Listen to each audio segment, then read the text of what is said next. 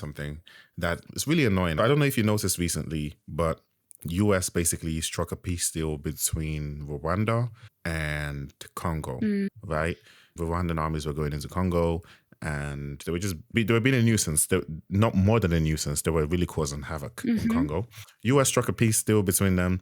And you know what the US got in return? US got access to Congo's minerals worth over $2 trillion. And this is crazy. In fact, you know what? Let me Google it up because US peace deal with Congo and Rwanda. This is absolutely crazy. Because do you remember, it was on this same podcast that we discovered this, Samara, but do you remember what the GDP of Africa was? I don't recall off by heart, no. Because remember, we looked at it and we realized that India had more. No, we already India's knew GDP, that though. But we already knew that India's GDP was far higher than than the the whole of entire Africa. African continent. We spoke about this in our first Rona Spirit live. Yeah, exactly. Yeah. The peace agreement between the Democratic Republic of Congo and the Republic of Rwanda. Okay, but that's not what I wanted to show. What I wanted to show was what US gets out of it. $2 trillion. I'm trying to find it. So they signed the anyways, so the GDP of Africa is 3 trillion, right? Or 3 point something trillion. And then the GDP of India is higher than that, 3 point something trillion as well, but it's higher than Africa's one. And basically, when the US struck this deal, they were given access to Congo's minerals, $2 trillion worth of Congo's minerals. They were given access to that. And that was just, it was so crazy. So because I think people were aware that the US themselves were the ones encouraging Rwanda to continue the attack and supporting Rwanda doing the attacks on Congo. And then they came in and stepped in as the peacemaker and then got $2 trillion worth of minerals in return. And when you compare that to what happened, I think in 2008, there was, you know what, why am I even talking about it? Because I have it on Instagram. That's a better way to pull it up because this is where I found out about this. Let me go to Instagram and I'll put it up. And here we go. This is where I found it. I was very upset by it, as you can tell. But it's not loading up properly. No. C post. Here it is. So after years of deadly conflicts, blah, blah, blah, the US has basically struck the deal, but an interest. Oh, no, this is a video. We don't want to listen to and look at Trump being Trump. So we don't want to do the video. Yeah, this is easier to read. So this was basically a breakdown of the peace deal, right? And in here, in 2008, Chinese firms signed a deal with the DRC to obtain $9 billion in minerals. And do you know what they gave in return? They gave development for infrastructure development and everything like that. And there was a uproar in Western media talking about Chinese economic colonization, blah, blah, blah, all this. And the US have now secured $2 trillion in minerals for not even offering infrastructure development. If the leader of Congo was smart and he looked at this from this perspective, it'd be like, the US basically encourage our neighbors to attack us and then say they will create peace for $2 trillion. Whereas the Chinese, they just want infrastructure development. They don't bring any war. They don't bring any problems. They don't bring any of that. I'm like, who would you rather do business with out of the two? The people that are encouraging your neighbors to attack you and then try to fleece you for money, for way more money, or the people that are actually here to build?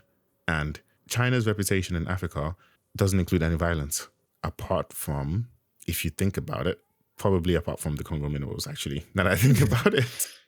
Because when we talk about the mines, the American companies, they can get away with it because they say, oh, we don't own the mines, the Chinese own the mines. So there is a problem there too. Well, I guess I'm just thinking this out in person, but yeah. But that's the whole idea of Rona Spirit in a way. It's your learning journey, isn't it? But I see what you mean.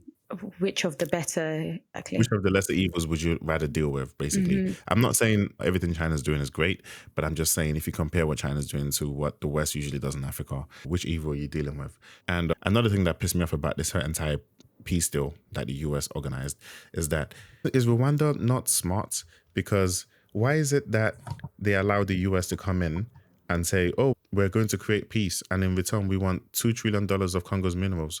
But couldn't Rwanda have struck that deal with Congo themselves? That's what I'm thinking. I'm like, couldn't they have said, okay, fine, we are bullies and we're here to bully you, but we'll leave you alone for $2 trillion worth of investments in your minerals? I don't understand why we had to get, this kind of stuff just annoys me. I just think, why did we have to get the West involved, That's just my thought process around that. Sorry, I went on a completely different tangent. I think I can hear your frustrations for sure, but they have a way, don't they, in terms of nothing is happening without them in a way.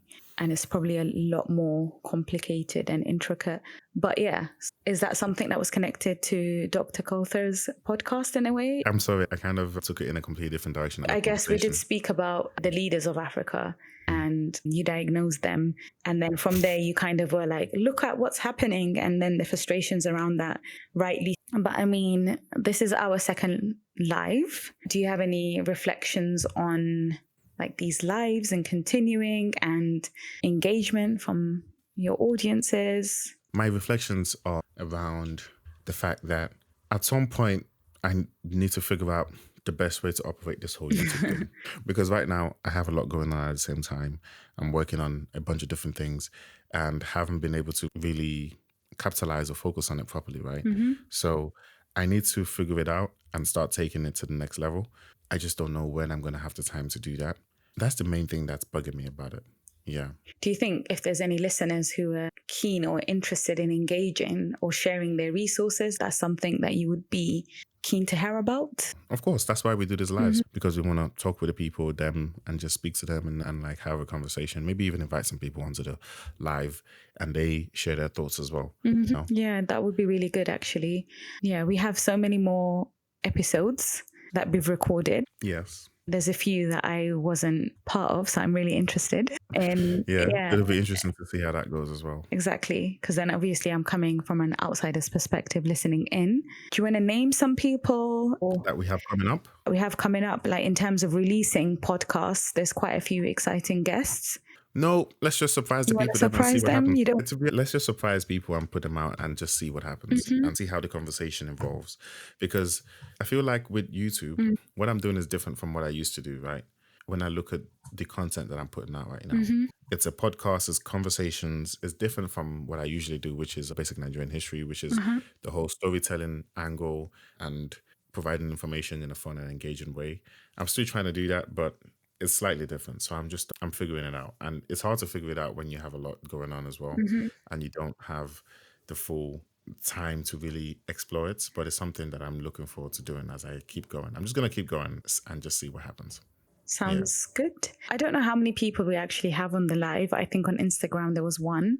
And I don't know if you can see on YouTube if there's anybody. No, I can see on my side. People join and leave and join and leave. And it's just there. Also, I should mention on Instagram, they can't really see my face properly. They can't really see us properly. No, the whole screen comes up on my phone. You're joking? Yeah, no, it comes up. Even my name comes up.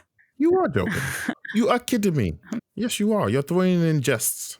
Hold on. Sorry, let me check. Oh, this would be cool. The whole thing doesn't come up. It does. It does. Look, it looks like this. Oh, wait. Yeah, exactly. So your whole face does show up. Nice. Okay, cool. Yeah. I didn't know that. Are there any final comments or reflections from anybody engaging in the live or any constructive criticism? Please share now. Or forever hold your peace. Or hold your peace until the next live. The live is after every 3 episodes, we'll be doing something like that. We'll just keep going and we'll see what happens. Yeah, exactly. And as always, thank you to the people who have engaged, Julia and Charlie. Charlie, I don't know who Charlie is or how Charlie keeps knowing when we're live, but it's so cool. I appreciate it. I truly appreciate it. I don't know if Charlie's there, and does Charlie follow your Instagram? I feel like Charlie's left now, but because I don't think you advertised it on YouTube per se. I think it was just on Instagram. I did put it on YouTube. Did you put it on? Okay. I put a little community post. One thing I did want to mention before we leave is the importance of us building in AI. Is to not letting this AI, because how do I emphasize this without seeming like I'm just talking about hype? Basically, the inequality gap between African nations and the West is amplified by technology, right? We are currently trying to catch up, but we're having issues like power issues on our nations where we have blackouts and that affects stuff, data issues, access to technology, access to information. All of these things are things that we're currently trying to deal with because of, inequality. Now, it's already hard for us as it is. We don't have our own data centers, so Africa doesn't have data sovereignty. What does that mean? That means that all the data that we have stored is stored on other people's servers, stored on Google's server, which belongs to America, AWS, Microsoft Azure, that type of thing. We don't have our own data sovereignty as nations, as a continent. And this is an issue that already exists, but people seem to be okay with it. Now, my problem is that it's going to get a lot worse with AI. So those little inequality things that they weren't little, but the inequality that was there already with regards to power and data and all of that is going to get a lot worse with AI. When AI is introduced, those who have access to power and data are going to speed ahead, and we are going to get even further left behind. And they're going to speed ahead. They'll own AI products and own AI stuff, and we will just be consumers. And AI can make you a hyper consumer or a hyper creator, and we will just be hyper consumers.